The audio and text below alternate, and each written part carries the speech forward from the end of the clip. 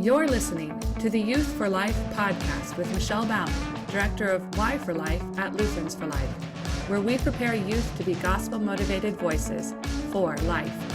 Be sure to stick around after today's live recording of our Chats for Life program to find out how you can be live too on our next Youth4Life podcast. Hello and welcome to Chats for Life. We are so glad that you are joining us on this Table Talk edition of Chats for Life. Today we're looking at midwives, doulas, and more. And I have a number of guests with me, but we're going to introduce them right after we have our opening prayer. So if you will please pray with me. Dear Heavenly Father, we thank and praise you for this day and for the opportunity to talk about life, and in particular, the gift of bearing life. We know that you came as a baby, that your life was planned from the beginning of time, that you even sent John beforehand to proclaim and to profess who you were. We know, Lord, that the gift of body and the gift of babies and the gift of motherhood, these are all gifts that we value, life-affirming gifts that you give. We ask, Lord, that you be with us this day, especially with our guests, that they might profess that life and share information that others might want to know as they plan for life in their future. All these things we ask for in Jesus' name we pray. Amen. Amen. All right. Again, welcome. I'm going to go ahead and have you guys introduce yourselves. Of course, I'm Michelle, Director of Y4Life, and Corey, I'm going to have you go next. Yeah. We'll meet our two guests, April Ann and Claire. Yep. I'm Corey. I'm the Y4Life assistant. My credentials of being on this are I'm a mother to two young kids. So that's where my expertise lies. That's right. April Ann. My name is April Ann Wofford, and I go to church with Michelle and love her dearly. And my qualifications are I have 7 children, and I've been a doula since 2019, and it's something that has been a blessing to my life to have doulas in my births, and then to be able to turn around and give back in that way and serving other women who are laboring. So. Excellent. And Claire. I'm Claire Seiferlein. I am a senior nursing student at Concordia, Wisconsin. I'm involved on our Students for Life team there. I am one of 6 kids, so I am very intimately familiar with my mom's process of having children and getting to watch that. And I haven't graduated yet, so I haven't actually taken my OB clinical, but I was in my peds clinical this past semester, so I'll offer what insight I can share, but I'm excited to be here and to learn. So thank you for joining us. And we actually have one more individual who's joining us, Olivia from Concordia, Chicago, and we'll hear from her in just a little bit. So as she joins us, April Ann, if you wouldn't mind starting us off, because I think a lot of us maybe, we don't know a lot about doulas or midwives or what they do, right? So if you can just maybe share with us information about what you do, why you chose a doula when you gave birth, those sorts of things, we would love to hear about it. Absolutely. So, gosh, where to begin? I didn't really know what a doula was younger in my childbearing time. With our first 2 kids, I didn't have a doula. And somewhere between number 2 and number 3, I found out about doulas. So a doula comes from the Greek, and it has to do with being a servant of women. So it's a women's servant. And typically, there are actually different kinds of doulas. I'm a birth doula, and so I serve women within the realm of birth. So I'm a trained labor assistant, and I provide spiritual and physical and emotional support during labor. So I don't do anything clinical. Claire, you're going to need to see Claire for some of that. I don't take blood pressures or check dilatation or anything like that. I'm the hand to hold during labor, basically. we take these loving husbands who desperately want to help us through this difficult thing, but we're asking them to coach a game that they've never played, and we're expecting an awful lot out of them. And so a doula can kind of help guide that and help a husband serve his wife in a very vulnerable moment where he doesn't feel equipped, where she's maybe not sure exactly what's going on and also needs to focus on other things. I can help a husband to be involved with that and know how to serve his wife and to help that labor go smoothly. I had a doula with 4 of my 7 births, and those births were very, very satisfying to me, if that's a thing that you can say.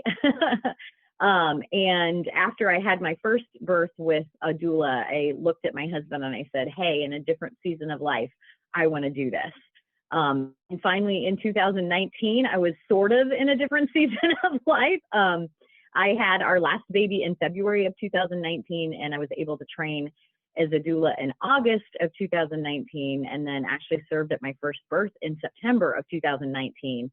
And then, of course, COVID kind of changed that for a little while. But I'm a private hire doula, which means I can serve anywhere. I've done home births, I've done hospital births.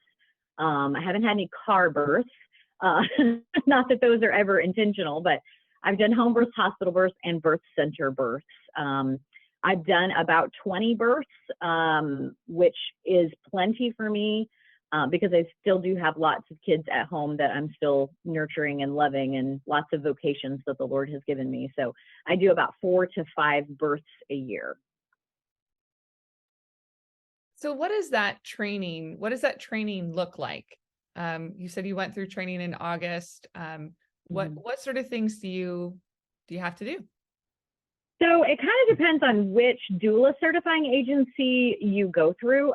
There are quite a few out there, and they offer different things. The training that I went through in 2019 was a 3-day, basically 8-hour-a-day workshop. We did have a lunch break, and we went through things like, childbirth education and breastfeeding, and what does doula support look like, and we also did some practical hands-on things with different positions for labor. Most women that want a doula also want a natural birth, so a drug-free birth. And so lots of things for different pain intervention and different positionings during contractions to help those contractions to be the most effective and to help get baby in optimal position for labor. So it was and then there was homework involved with it too. I had several books and response papers that I had to write, and then births that I had to do and have recommendations from care providers and recommendations from moms that I had worked with, and then eventually led to certification. But it really depends on who you certify with. It's not like being an RN where there's a test that you take and now you're an RN. So Right. So different certifying agencies. But how does that have, in general, have you found that the medical field has been very welcoming to doulas, or, do you find that there's a way that they can work together, or, is it usually one or the other? It's definitely not one or the other, at least in the births that I have served in. I've done quite a few hospital births, and usually nurses and doctors are familiar with the role of a doula, and most nurses are thrilled to have somebody that can be with the mom, the entire time, rather than, they're really only able to pop in and out and do a little bit here and there of patient care because they have multiple patients. Whereas a doula is just with one patient for the duration of that birth. And so I haven't had any negative experiences with hospital staff or doctors or anything. I've only had positive experiences. I think the service of a doula is becoming more popular. And so I think that is making it a little bit easier within the hospitals because people are starting to know, oh, this is what a doula does. So during COVID, it was difficult, and even post-COVID, I guess it's all post-COVID, but it was difficult because they were limiting you one support person. And so women were having to choose between, do I have my husband or do I have my doula? And all of my clients chose their husband, rightly so. But that was a hard place to be. And it was at that point that hospitals in particular started requiring doulas to be certified, because then they would allow one support person and a doula. But they didn't want, you like sneaking your sister in and saying, oh, this is my doula. Right. So, even though your sister could totally support your birth. Right. So. Absolutely. That's great. Okay, so I have more questions, but I don't want to, I want others to jump in. So we just did have our additional guests join us. Olivia, if you want to introduce yourself, and then if you or Claire or Corey have questions, feel free to jump in. So go ahead, Olivia. Hi, yeah, my name's Olivia. I'm a student at Concordia Chicago, and I'm involved with CUC4Life, our Y4Life chapter here at CUC. Yeah, I'm not like studying to going into the medical field at all. I'm actually a math major here. I want to be a math teacher. Very different career that I'm feeling called to. But I also work very closely with mothers and babies as we've been doing our work with Y4Life. And also, on top of that, I have my own personal experiences of a lot of really close friends who have chosen more natural births, some at home, some in hospitals with just more natural methods. And so I've gotten to see some of the work of doulas and midwives up close. And so I'm super passionate about it. Yeah. So what sort of questions would you like to pose? When you think about, Claire, you've got something, jump in. Yeah, first of all, I think doulas are great. I totally resonate with being one of the medical professionals you're describing and having to kind of pop in and out of patients' rooms because I can't be there the entire time, which that's a whole different conversation about staffing, etc. But I think having a patient advocate in the room who has gone through births and has some experience and to share is wonderful. So my question is, with more home birth type situations, what kind of training do you have for emergency situations? Or do you have training for that? And kind of what's your course of action if you're 20 miles away from the hospital and you're like, oh, this doesn't look so good? So that's a great question, but that's not a question for a doula. That would be a midwife. Like I said before, I don't do anything clinical. I don't take a blood pressure and I don't catch a baby. That is the midwife's job. And a well-trained home birth midwife does not work alone. She usually has an RN that comes with her. Usually there's two backups besides the midwife that she comes with, two birth assistants. They are usually trained in infant resuscitation. They carry Pitocin for bleeding issues. They have oxygen. So if you're working with a home birth midwife and she doesn't have those things, I would shop around because those are important to have. There are a couple of home birth midwives in our area that do work by themselves, and I caution clients. I ask them to ask some questions because what do you do in a situation where mom and baby are struggling? There's only one trained person. So they really need a minimum of two people. So as a doula, I don't address any of those things.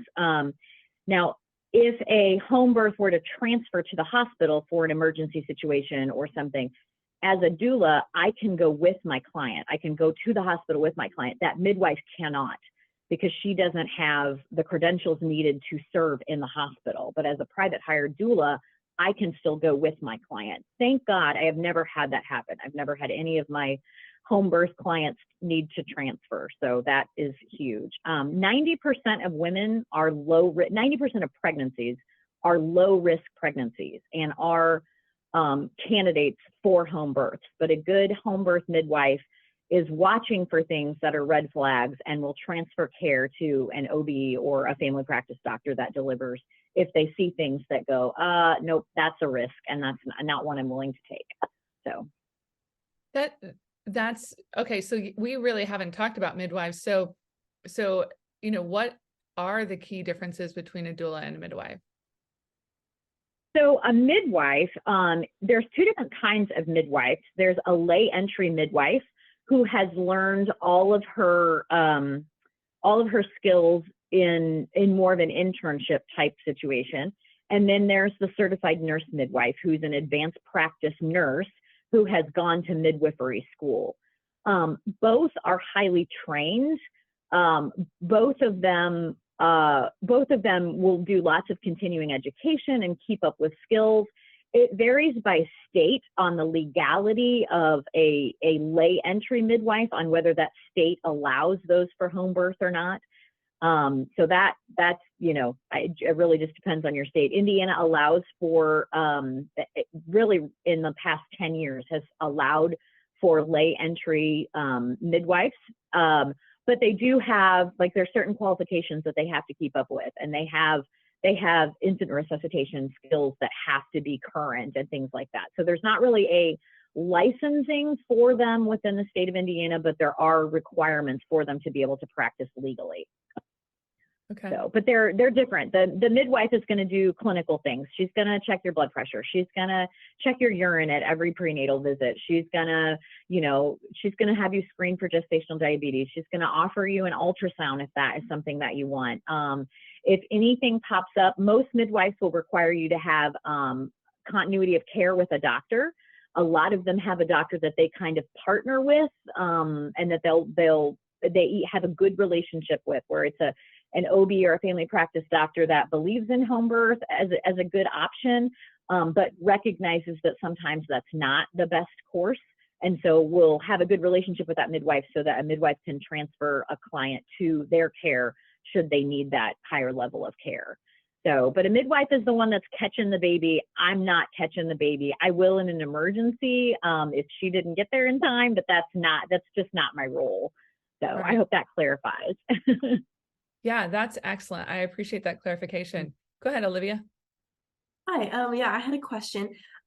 Do hospitals or birthing centers or even midwives who are accepting like a home call, do they ever recommend like, oh, here's a list of doulas that you might consider, or do they ever recommend that that's something that a woman should consider while choosing all the other things when they're getting ready for their birth? Or is that something that women have to kind of advocate for themselves and search for themselves about finding a doula, if that makes sense? I think home birth midwives often have a referral list and will suggest, hey, a doula is a good idea. I know in our area, in the OB offices, there is a pamphlet about local doulas and their contact information. And so that's how a lot of clients find me. But hospitals know, just because that's kind of like the end of the road, isn't it? As far as labor.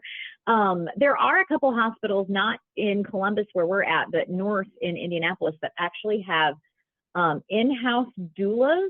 So they are actually employees of the hospital, and those OBs know about that doula and will say, hey, we have doulas available. I don't know how often they actually offer the doula as much as it's there if somebody mentions it, but there are hospitals that actually employ doulas, and you still kind of as a client would choose which doula you fit well with. But they're paid through the hospital, and it's just a little bit different than a private hire doula. So. Yeah, I'm glad you asked that question, Olivia, because I was kind of wondering too, like, obviously I have 2 children, but they're now, in college or beyond. And there was no mention of midwives or doulas when I went through the process. And so I guess, question for Claire and Olivia, I mean, is this a conversation being had at the collegiate level, right? Are these things being talked about specifically, Claire, too, in your career choice? Do they talk about doulas in the medical field? Is there any education that you know of that prepares you as a medical personnel, right, as a nurse, to work alongside? So yeah. So this is me talking without having taken my OB class yet. That's next True. semester for me. So from my experience though, I think it comes at a very individual basis. So I have a number of classmates who are interested in like more alternative forms of medicine as well. And it kind of seems that we have to seek that education out. So I took a more alternative medicine class, and it was done with a nursing perspective to kind of look at maybe some of these forms of medicine that don't kind of fit into our traditional Western practice of medicine, and seeing how they can be helpful to anyone. And that included all sorts of things like acupuncture, the whole range of things. So doulas were one of them. And I think, I think in Western medicine, we're kind of guilty of breaking the processes of the human body into steps that need to be treated a lot of the time. Mm-hmm. So for instance, with birthing, we break birth down into a specific set of steps of when the woman is dilating, and what needs to happen at this time, what medications we give at this time. And I think life is a little bit more of a creative process. Birth is one of God's creative acts. And I think sometimes it would be good to have more education on like different ways that life can be brought into the world, and maybe options for women in that. I think it does, from my perspective in my own education, it kind of does come at a more individual basis. If you as the student nurse kind of are interested in learning more about that, you kind of have to go look at that education for yourself. And then the patient asks you, your hospital might have a policy or might have a list of people to recommend, but it also just might be the individual nurse to say, hey, I have some knowledge about resources in the area that I can connect you with outside of what the hospital kind of recommends, but I can still point you in the right direction. So yeah, that's very interesting. And I think your perspective is right as far as, moving from section to section, right? Like step to step, rather than, the doula approach seems to me more like the whole care, right? You're walking through the entire process together, and supporting throughout the pregnancy, and really, and again, correct me if I'm wrong, April, and definitely you're the expert, but it does seem less about the steps and more about the individual, which I think, in general, healthcare, sometimes will lack that individual approach, right? This is how we address strep throat.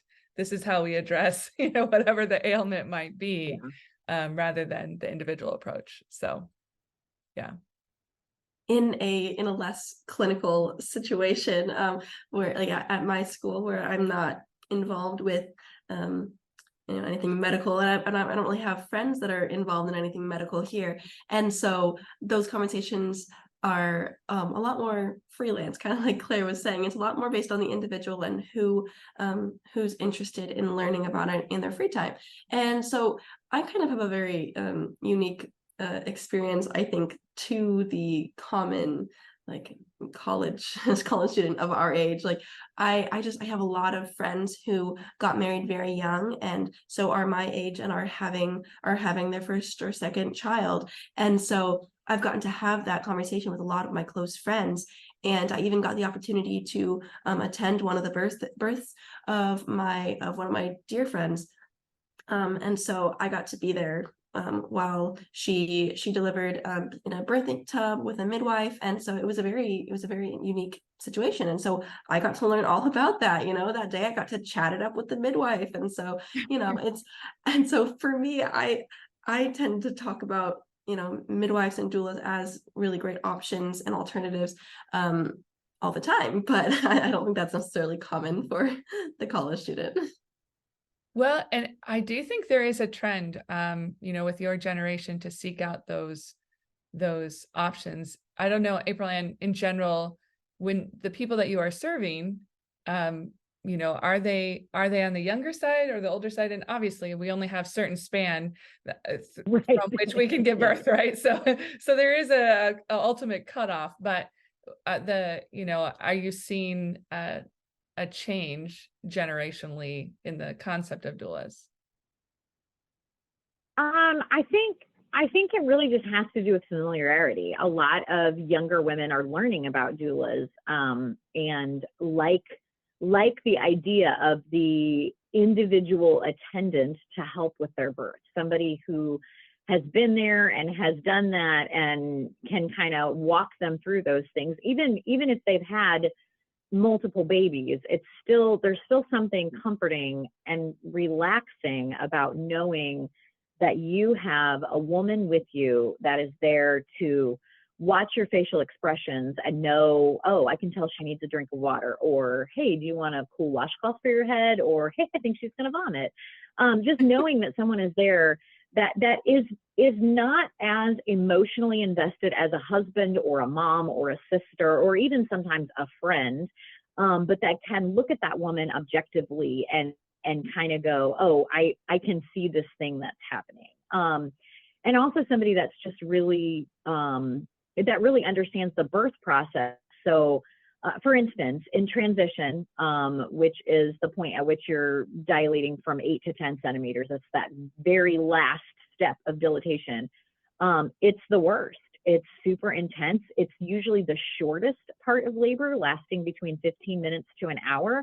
But that is the point that every woman loses all ability. They just lose all of their confidence. And they're like, I can't do this. I'm done. I quit. And so recognizing that and preparing a woman for that and saying, hey, this is going to happen when you get to transition. And that's how you know you're in transition, because it'll be the point that you start going, I can't do this. I can't do this. And the benefit of a doula is I can look you square in the eye and go, no, you are doing it. And God created you to do it. And your body is functioning exactly the way God designed it to function. Hang in there. This baby's around the corner. And so I just think as more and more women hear about that support from word of mouth, from that birth can look different than it does in the movies. If you've gone through birth or you've witnessed a birth, it's totally different than the hospital than what we see in the movies and on TV. That's just not realistic, like most things on television. But I think that the more women that are talking about positive birth experiences, the more the word gets out about doulas. Our culture is very removed from birth. We've made it medical. We've made it something that needs to be in the hospital. And so lots and lots of generations of kids have not seen their moms give birth. Haven't had any interaction with birth until they're having their own babies. And then that's scary because it's so foreign and it's so different. And so home birth, which I'm a proponent for if you're a low risk mom, and being able to be involved with that is just a huge thing that our culture has lost because of the medicalization of birth, which is necessary in some situations for sure. Yeah. Go ahead, Olivia. So you kind of mentioned the relatively short certification training period for becoming a doula. So is that something that you can see a lot of people kind of taking on as kind of a second, maybe part-time career, or is that something that you maybe someone started off as one career and then they're like, never mind, this is what I want to do instead? Is that something that could you do a doula? Could you be a doula on the side while you're doing a different career, or is that something that you need to give your full attention to? Yeah, I'm 100% a part-time doula.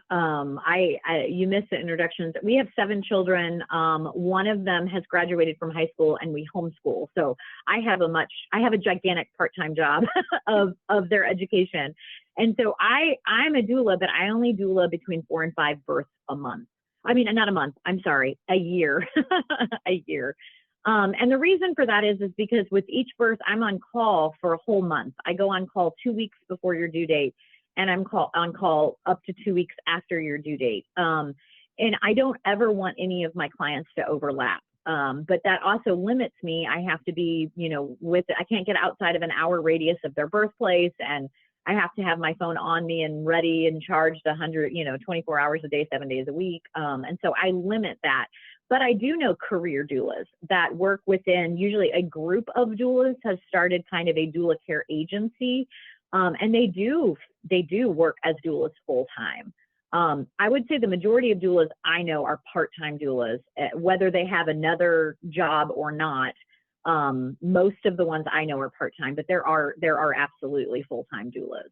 So yeah, that's the benefit of being a private hire doula, is you do have some flexibility and options as far as how often you want to serve, and, you know, being able to kind of look at your schedule and go, oh, I'm not available in October because we're going to Paris or whatever. So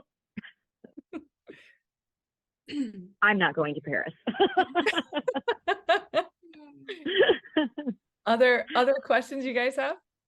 Yeah, I feel silly asking after I've had 2 children already, but for my first, I knew about doulas, but like you were saying, COVID kind of threw a lot of that for a loop, and I had my first in the summer of 2021, so there were still a lot of restrictions on hospitals. So that was something I didn't even look into, and looking back, I wish I would have. But you know, thinking of that, at what stage do women often hire you in their pregnancy? And then do you meet with them regularly throughout their pregnancy, or is it mainly just at the end that you're working with them?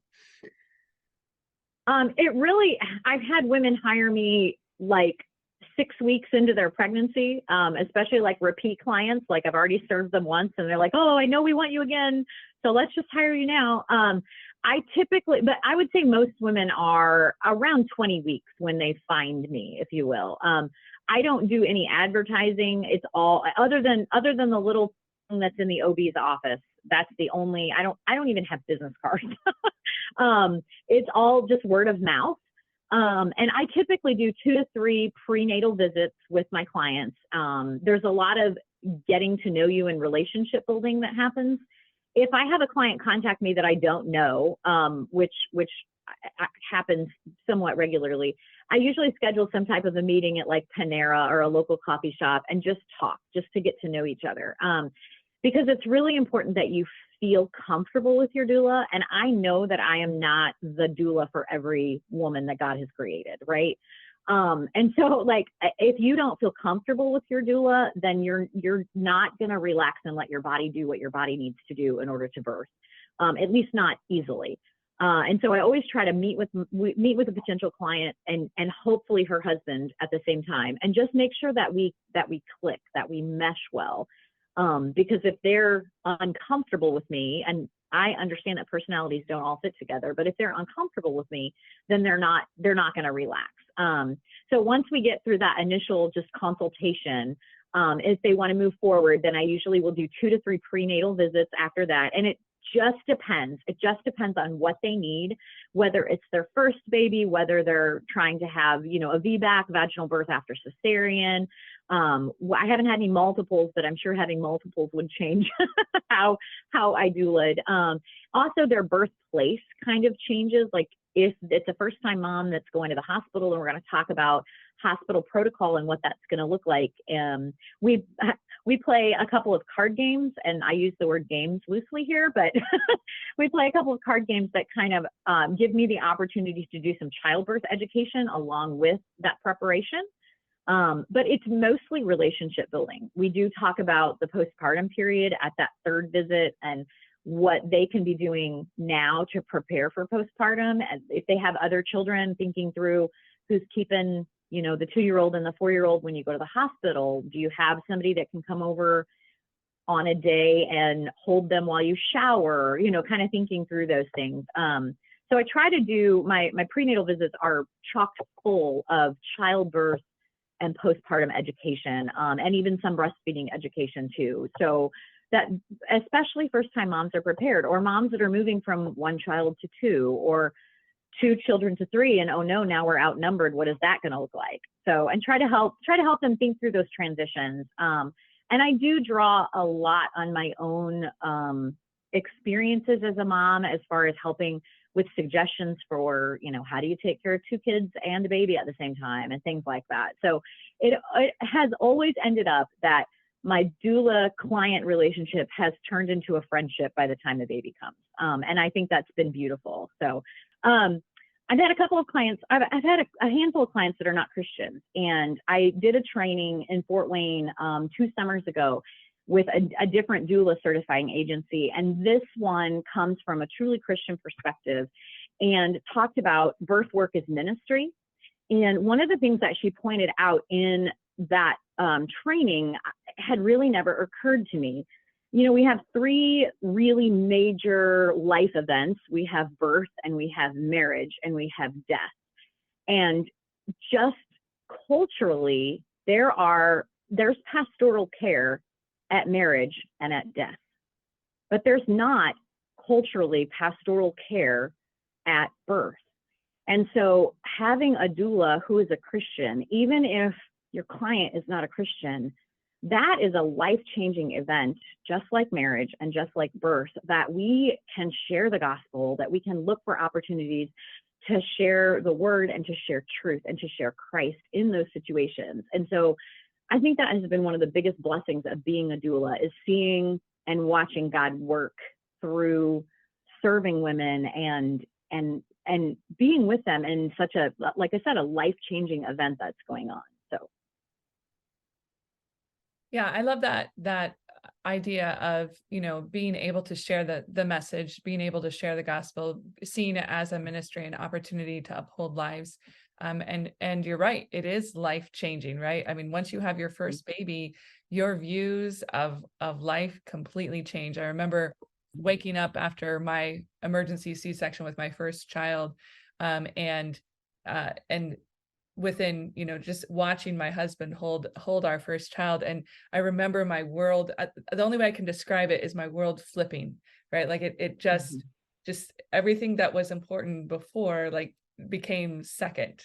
And Yeah. There's no way you can prepare for that, right? It just happens, which is a gift of God, that it does happen, because babies need lots of love and lots of care, right? It's really hard to be a selfish parent when you have a child there in need, and one that you, by the grace of God, love more than life itself. So yeah, you know, it is a life-changing event and a really important one.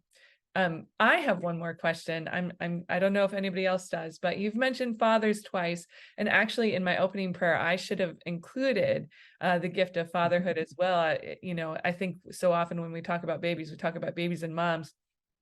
So forgive me for that, but please do explain, how does a doula help a father, right? Yeah. So I really try to do my best to pull dad in with whatever I am doing. You know, a lot of times dad's not intuitive to, oh, she needs a washcloth for her head, but he's happy to do it if you tell him, if you ask him to. And so that I try as much as I can to pull him in.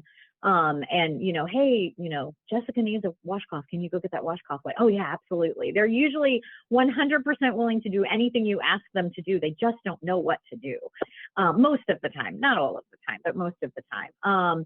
So I definitely, when I do those 2 to 3 prenatal visits, dad's there, so that he feels like he's part of a team and not this I'm replacing him thing, because that's not at all what I want to do. I don't want to replace the dad.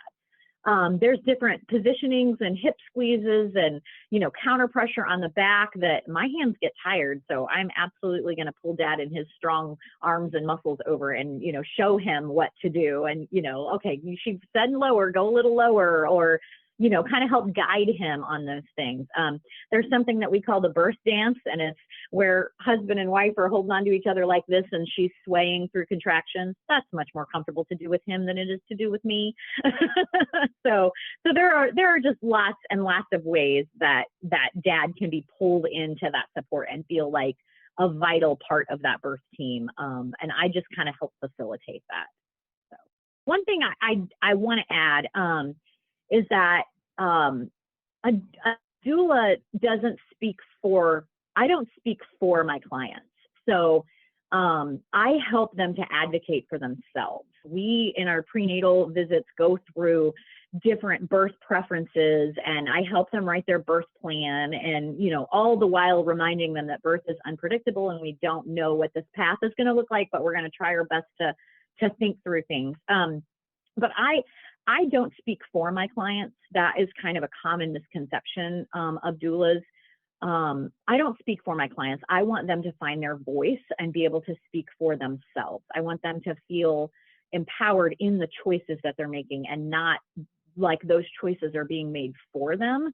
And so in those prenatal visits, we go through different options and different things, and then I'm aware of them, so that if doctor or midwife comes in the room and says, hey, Jane, we want to break your water, and I know Jane already said she wasn't interested in having her water broken, then I can say to Jane, do you have any questions for the doctor? Do you want him to come back and you can think about it for a little bit? And then I can buy her some time and create a safe place for her to then think back through, okay, this is something you said you didn't want. Has that changed? Do you want to ask him some questions about the benefits or about the risks? And so I can help create the space for her to be able to think through with as clear thought as she can have in that situation, and be able to make those decisions rather than her feeling like things are happening to her. So, yeah. Go ahead. I have one more question. So, you and Michelle and Corey all talked about, your experiences as being moms and how life-changing that is. I think that's so beautiful. I was just wondering if you've seen very many young women becoming doulas who maybe haven't already become mothers themselves. Like, do you see women who are either single or just don't have children being doulas, or is that something that really women who have already kind of been there, done that, can do be better at being a doula when they've already had that experience? So I do know a handful of doulas that are either married but don't have children, or are just unmarried and haven't had children. And they probably don't feel as equipped as maybe someone who has had a child feels, but there is such a need for doulas that I don't think that would deter someone from hiring a doula who hadn't had a baby. Your surgeon maybe hasn't had surgery done on him, but you're still going to trust him because of his training. And so that I don't think having had experienced it is necessary, because there's such good training and information out there that can help you to feel equipped and can give you those tools. So that's a good question. Yeah, so train as a doula. Yeah, I was just going to add too that I think like every woman's birth is different. And so even if you've had kids, it's not going to look exactly like your clients. Right. Everyone has different pain tolerance. Everyone has different, it's just, it's all different. Any final questions? Well, thank you so much for joining us today. It has been a fantastic discussion. I learned a lot. I hope you guys did too. And blessings on, however it is you uphold life. Both Claire and Olivia, thank you for the work you do at your local Concordias to uphold life, and your teams there. And obviously Corey is upholding life in her family. And April, thank you so much for sharing with us a special way that you get to uphold life as a doula. Hopefully people will listen, and we'll have even more doulas out there. So thanks so much for joining us today. Absolutely. And as always, we hope that you join us for Chats for Life next time. Thank you. Thanks for joining us for today's life topic. Check out why4life.org or email Michelle at why4life.org to find out how and when you can go live with us at our next Chats for Life session. Or join us next time right here at Youth4Life Podcasts, where youth learn how to be gospel-motivated voices for life.